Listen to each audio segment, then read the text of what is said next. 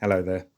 This is a short video for those interested in the collection of Greg Dupre that we have coming up for auction in Eubank's film memorabilia auction on Friday the 14th of November 2025. Greg Dupre was the second assistant cameraman working on location in Norway for the filming of arguably the greatest of the original Star Wars trilogy of films, Star Wars Episode 5, The Empire Strikes Back. Filmed in freezing conditions, the battle scenes on the ice planet Hoth really captured the imagination of everyone who watched them at the time, and an absolute classic piece of cinematic history, really. At the time of the original filming, there was a French documentary team embedded with the crew in Norway, and they were due to be releasing a documentary in the early 1980s. However, that was never commercially released, and due to the efforts of fans in 2013, it was recovered and a documentary of around an hour in length was produced. Greg features in some of the clips from that documentary, and so we wanted to present that to you here now. The full video can be found, a link to that in the description here, with timestamps as to where Greg appears. But we're going to play a few clips from it now for you. We'll start off with some of the interviews because they're really fascinating. We'll leave some of those in there, but then we'll skip forward to part 2 in Norway.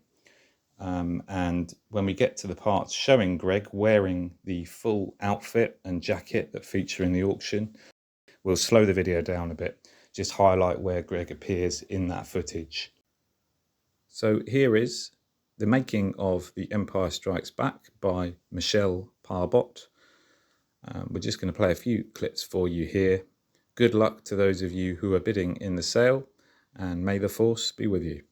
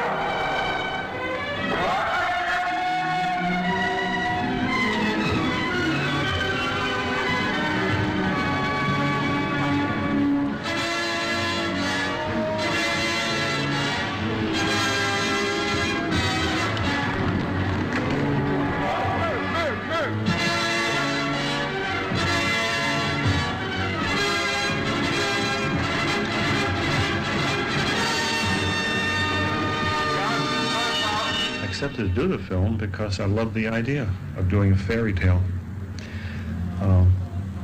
doing something imaginative, doing something that children would love, and that gives me, the idea gives me great pleasure. Some people call it science fiction. I don't even consider it science fiction. I consider it a fairy tale. In science fiction, you're very concerned about leaving a spaceship on a planet because there may not be oxygen, or the gravitational force is not the same as on Earth, or not what your body's adjusted to.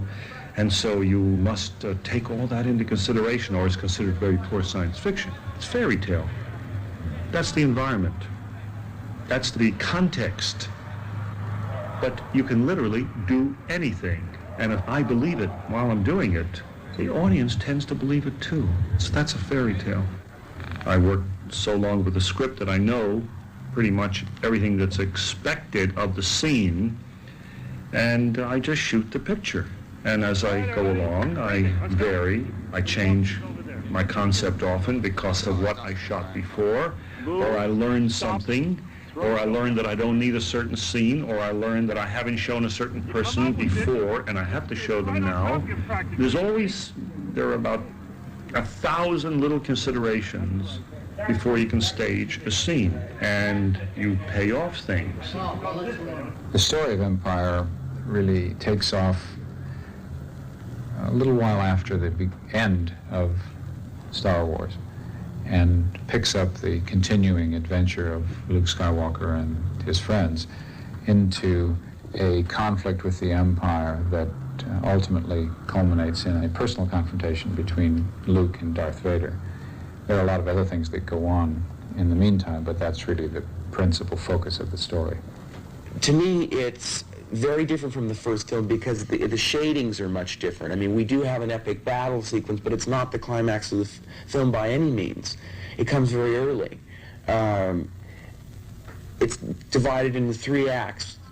The second act is Harrison and Carrie going off, and their involvements being chased and chasing each other, and the romantic thing. I mean, that's where he gets his big chance. At first, she's a princess after all, and I'm an opportunist, a mercenary type.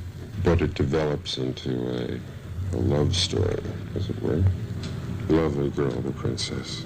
Give me 3 weeks, you know, in hyperspace with her, you know, I might make a few points, you know, I'm so burned about that. The poor dear. It's quite shocking.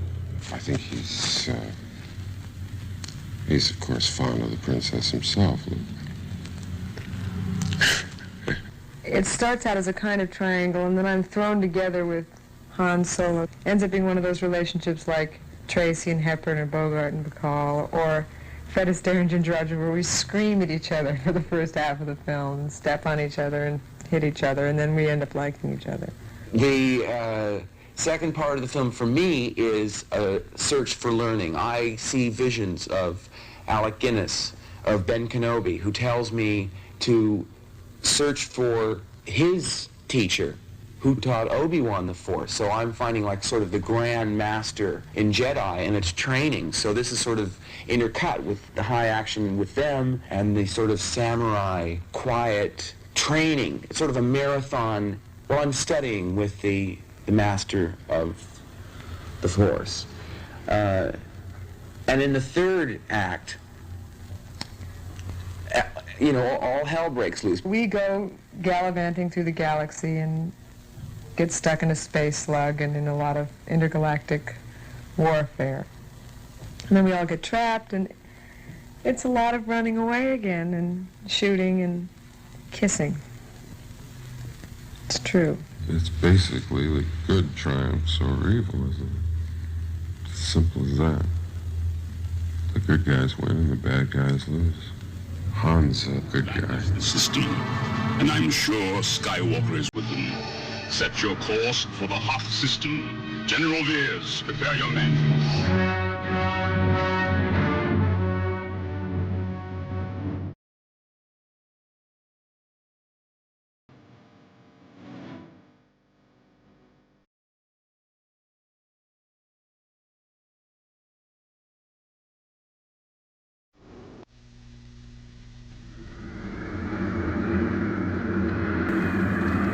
Yeah, but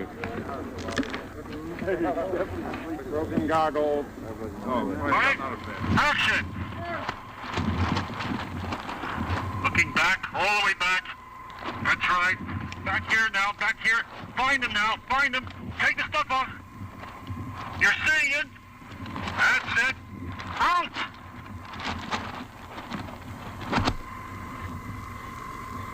That's it.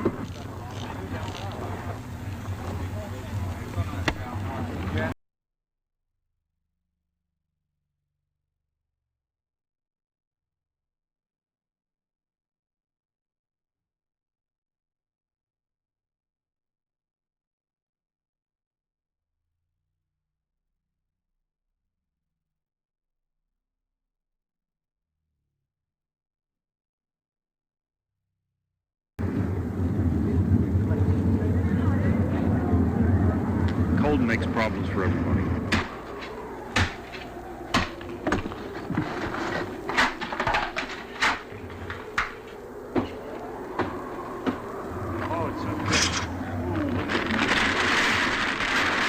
Keeping the snow off the lens is the worst thing. The wind is so strong it's blowing the snow right into the lens all the time. Then we have to condition the cameras first of all. Before we come here, we test them in deep freezers, change the oil to a thin oil so they can run more easily. We have to have lots of heaters on all the different parts of the equipment to make sure the film doesn't snap. It has to be heated up as well in the magazines. It's all a question of fighting the cold. Yes. Stumble. Stumble. Keep going.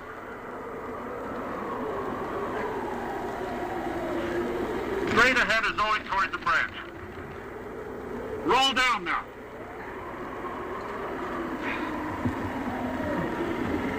Cut.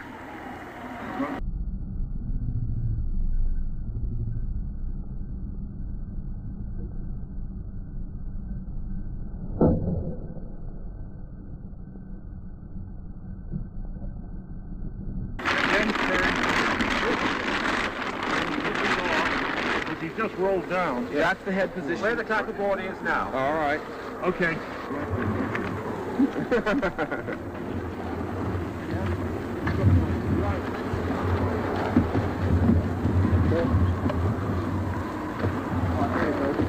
Okay, cover. Yes. All right, roll. 23B, take one guide track. Start to walk. Which way? Anyway, just walk forward. If we could turn around to us slightly. Very fine, Des. Come on. Oh, well, then we're okay. It's very, Peter, very important that when Alan starts pulling, he keeps a distance of the arm. Like when Des goes forward. That's wishful thinking.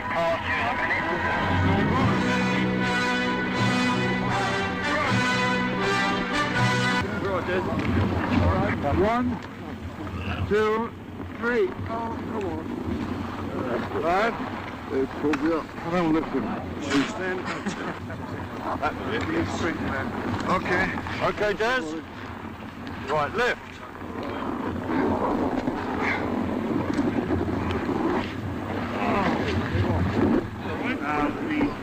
I know what's cutting the tail out. Stop with the leg. One switch with the leg. Well. That's going to work. We'll have to do it by hand. It's the surface and being not able to see anything when I'm inside the head. Everything is just a complete nothing.